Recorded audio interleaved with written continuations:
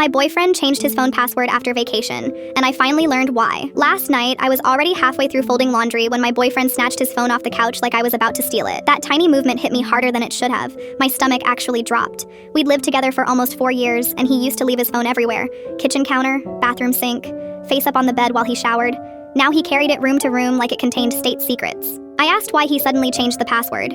He didn't even look up from the laundry basket while saying, "Because I wanted privacy." Privacy. Not, "Nothing's wrong." Not, "You can still use it," just privacy. I remember standing there holding one of his black work socks thinking I sounded insane inside my own head. I kept telling myself normal couples deserve boundaries. I didn't want to become suspicious and paranoid over a password. But things had been weird since our Florida trip in March. He stopped reaching for me in bed, started showering the second he got home from work. He became weirdly protective over small things, like receipts and notifications. One night at 2 a.m., his phone lit up beside me with a message that only said, "I miss your hands." He grabbed the phone before I fully opened my eyes. The next morning, he told me it was spam.